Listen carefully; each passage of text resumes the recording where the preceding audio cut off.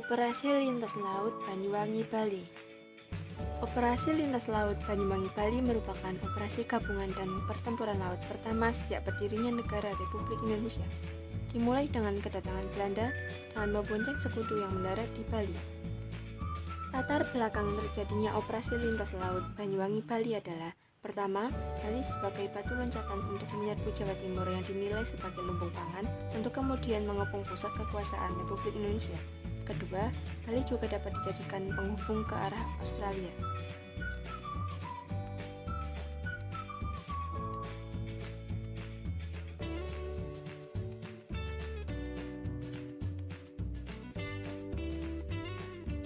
Tujuan operasi Lintas Laut Banyuwangi Bali adalah untuk melakukan konsolidasi dan mengatur penggabungan dengan para pemuda dan rakyat Bali yang pada saat itu Pulau Bali sudah diduduki Belanda. Kronologi operasi Lintas Laut Banyuwangi Bali. Letjen Urip Sumoharjo di Markas Besar TRI Yogyakarta memperkuat TRI Sunda Kecil karena makin lemahnya kekuatan TRI Sunda Kecil di Bali dengan memberikan bantuan senjata dan amunisi kepada I Gusti Ngurah Rai yang memimpin pasukan M. Pasukan M juga dilengkapi pasukan sandi yang disebut JIS.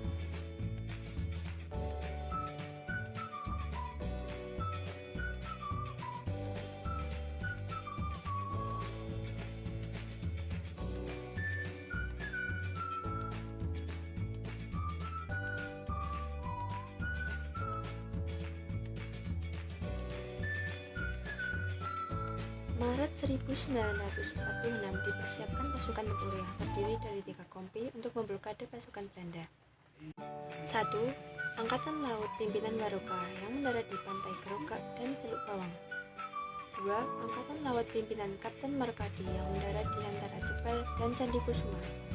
3. Angkatan Darat Pimpinan Letkol I Gusti Ngurah Rai yang mendarat di pantai Kuning.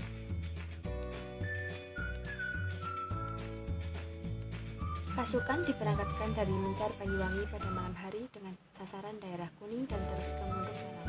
Dalam penyeberangannya di tengah laut, dipergoki patroli Belanda dan langsung menembaki pasukan Ngurah Rai. 4 April 1946, malam hari, pasukan M berangkat dari Pelabuhan Banyuwangi dengan berkekuatan 4 peleton. Sasarannya mendarat di daerah Candi Kusuma. Pasukan M dipergoki 2 motorbot Belanda. Terjadilah pertempuran laut. Dengan taktik menempel pada motorbot Belanda, pasukan M boleh ditembaki Belanda. Pasukan M kembali berlayar ke Bali dan berhasil mendarat di Klatakan Malaya dan Candi Kusuma. Sesampainya di Bali, dilakukan koordinasi dan dibentuk MGGSK atau Markas Gabungan Gerakan Sunda Kecil. Pertempuran pasukan MGGSK dan pasukan Belanda di Klatakan menggugurkan Kapten Saestu Hadi, Kapten Suryadi, dan Letnan Nur Hadi. Tokoh-tokoh operasi Lintas Laut Banyuwangi Bali yaitu I Gusti Ngurah Rai, Kapten Markadi, dan Kapten Albert Waroka. Dampak dari operasi Lintas Laut Banyuwangi Bali antara lain: 1. Terhambatnya untuk sementara penyerbuan Belanda ke jantung pemerintahan Republik Indonesia. 2. Pengunduran tekanan terhadap front pertempuran di Surabaya. 3.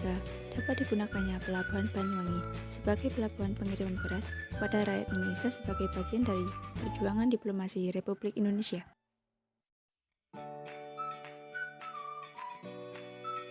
Untuk mengenang perjuangan pasukan yang gugur dalam operasi Lintas Laut, maka di daerah Cekik Gilimanuk didirikan Monumen Operasi Lintas Laut Banyuwangi Bali.